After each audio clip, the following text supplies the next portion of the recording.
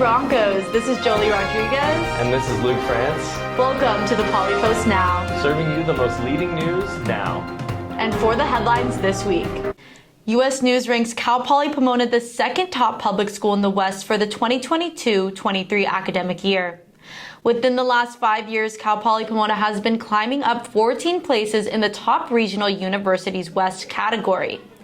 U.S. News surveys the top academics to collect data for the university's rankings in the spring and summer of 2022. The rankings are based off of each school's data and key characteristics of its majors, campus life, and cost of attendance. Cal Poly Pomona's Senior Media Relations Specialist, Cynthia A. Peters, explained that this could be good marketing for future employers as the ranking may incline more companies to attend the career fairs held within campus as CPP's reputation grows. Cal Poly Pomona's Rose Float team unveiled their design for the 2023 Rose Float Parade, and you can say they snailed it.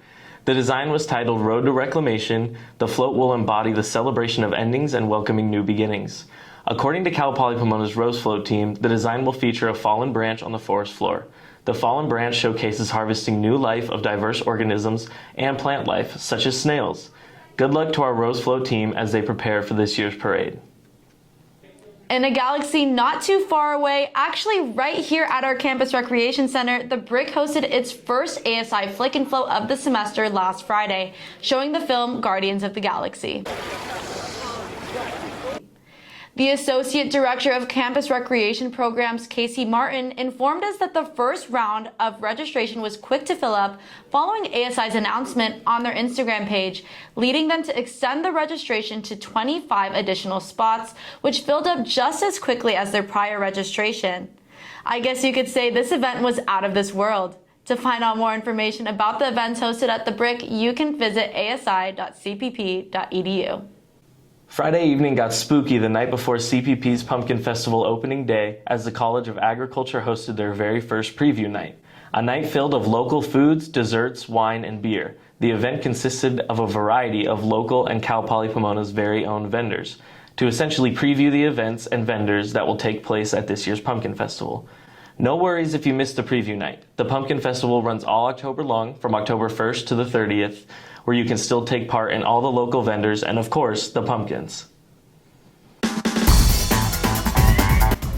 This is your PolyPost Sports Recap. I'm your host, Caleb Lewin, here to give you the catch-up on the past 2 weeks in Bronco athletics.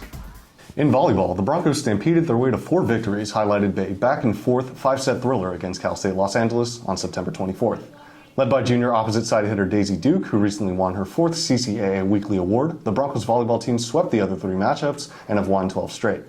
The Broncos have spiked their way to first place in the division and an AVCA Top 20 national ranking in this time. For women's soccer, CPP played 3 matches over the last 14 days, winning 2 against conference foes Cal State Monterey Bay and Cal State Dominguez Hills. After a rocky preseason, the Broncos have kicked off their early seasonal matches off strong when it mattered most. The women's team now has a 3-4-1 record after 8 matches total and are joint first in the CCAA division. To men's soccer, the team has played 3 matches in the past 2 weeks, drawing 1 and winning another. They drew in a 6-goal fireworks show against Cal State Dominguez Hills on September 23rd and were able to secure the win in another high-scoring affair against the Cal State Monterey Bay Otters on September 25th. The men's team has now played 9 matches with an overall record of 6-1-2 and are currently 3rd in the CCAA. Finally, for cross country. Both teams raced in the Cougar Challenge in San Marcos on September 24th. The women's team placed 6th out of 17 teams in the 6K race, and the men's team finished 4th out of 17 teams, with the men's team highlighted by a personal record time for runner Leandro Condre.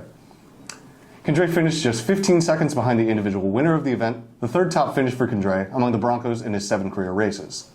Both cross-country teams will be racing once more in the Pomona Pitzer Invitational on October 8th. You can catch all of our teams on the Bronco Athletics website all fall season long. Back to you, Jolie and Luke. For the recap of this week's latest news.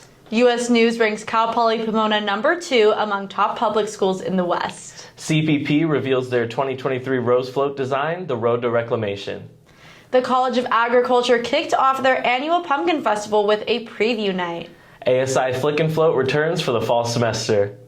For more information on this week's news, you can head to polypost.com. This has been Jolie Rodriguez. And this is Luke France. See you again next time for another 5 minutes of Poly Post Now.